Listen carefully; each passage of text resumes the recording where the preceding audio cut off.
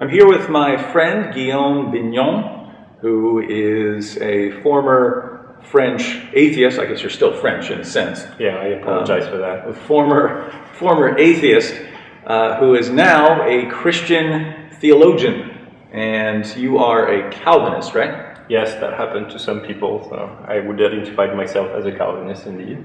Now, lots of people, especially new Christians or Christians who don't know much about theology, hear terms like Calvinist or Arminian and might not have an idea of what those are. So you can certainly go into a lot of detail on these issues, volume after volume after volume, studying the theology. But for people who don't really know what these terms mean, how would you explain Calvinism versus Arminianism? Yeah, so Calvinism, named after John Calvin, who was the French reformer, is essentially a view not about all the things that John Calvin believed.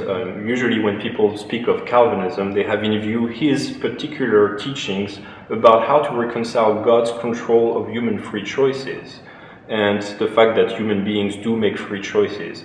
And Calvin's view was that which was the most balanced towards divine sovereignty over human free will, so that God is fully in control of absolutely everything that happens. He thought that human free will was still morally meaningful. Human beings make their choices and they are still blameworthy or praiseworthy for what they do, but God is in such a control of those choices that he can bring about anything that he wants through the free agency of human beings. And so it's called Calvinism after him. Sometimes we call this Reformed theology, because that same view was that of most of the reformers when the Protestant Reformation began. So you find this kinds of view of free will and providence in the writings of Luther, Calvin, Wycliffe, and then later on some other Reformed theologians like Jonathan Edwards and so on. So what would be the main ideas of Calvinism? So the main ideas, sometimes they're gathered into acronyms like TULIP, T-U-L-I-P. It's a little bit too long to get into details here, but the big idea is that God being this much in control is theologically coming from the fact that human beings have a very damaged will.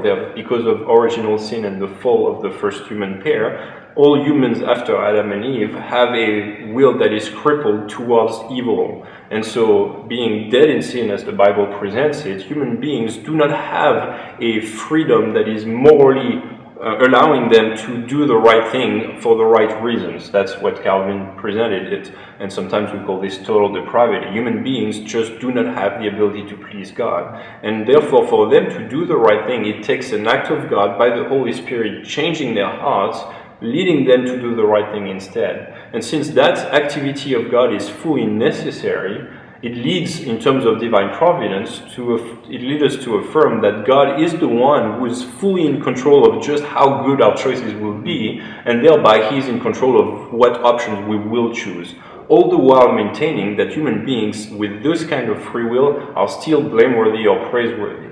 So this is the tension point that critics of Calvinism have attacked by saying, if God is this much in control, how can we be morally responsible? And Calvinists respond that there is no good reason to think that one excludes the other, and on the contrary, there's good reasons to think that the Bible teaches both are true. Therefore, we affirm both at the same time.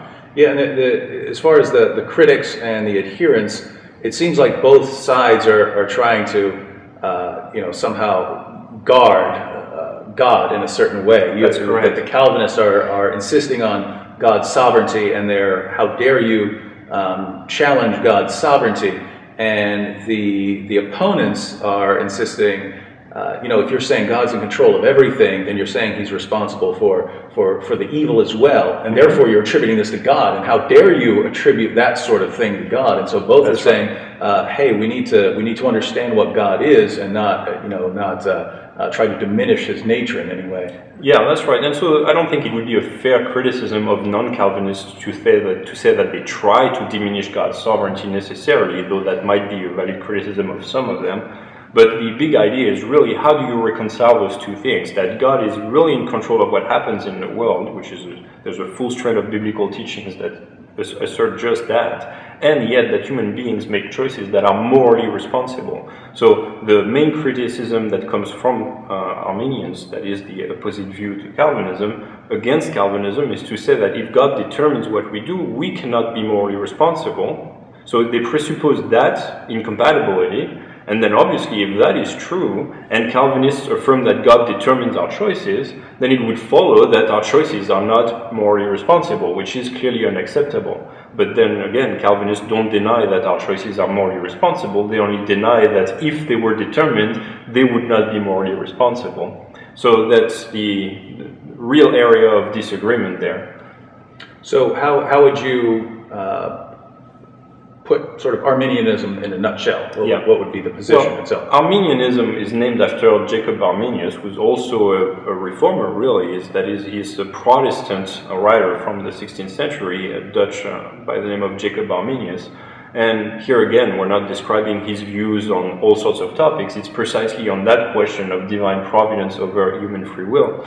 And Jacob Arminius took the exact opposite view, which said that God is not in fact the one who determines the outcome of human free choices. He maintained that if God did that, then we would not be morally responsible. Therefore, he hasn't. So that means that human free will, according to Arminianism, is such that given everything that God does in the hearts and minds of human beings at the moment of a free choice, they still have the ability to do otherwise. That's the big principle by which Arminians live, that a free choice is one for which you have the ability to do otherwise.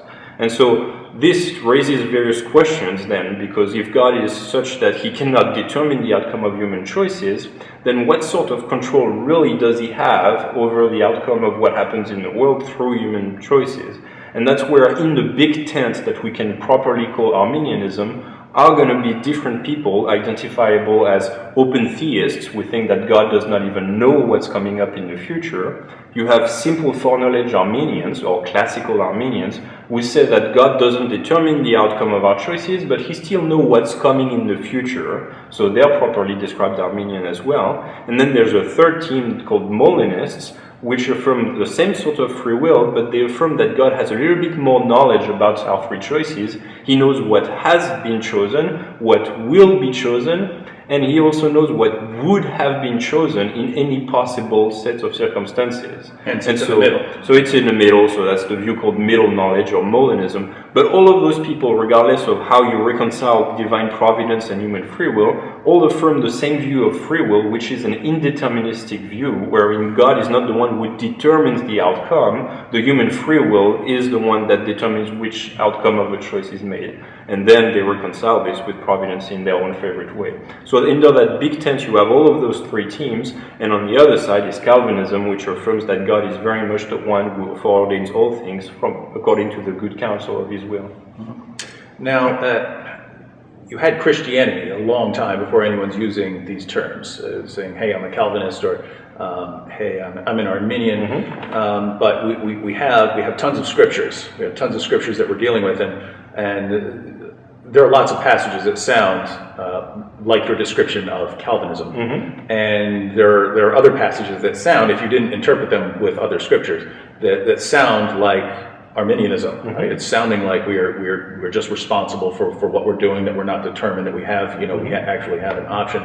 So kind of both sides are looking for the best way to reconcile all of this and put it all together. And so your position is that Calvinism is the best way. That's right. To kind of put all this together. So why is it Calvinism?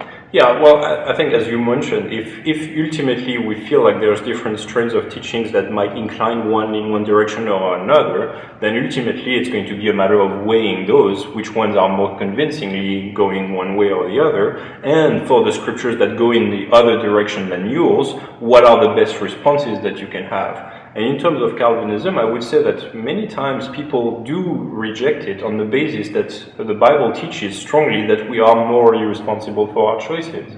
That is, there is a whole undeniable teaching in the Bible that we are blameworthy for our failings and praiseworthy for what we do right.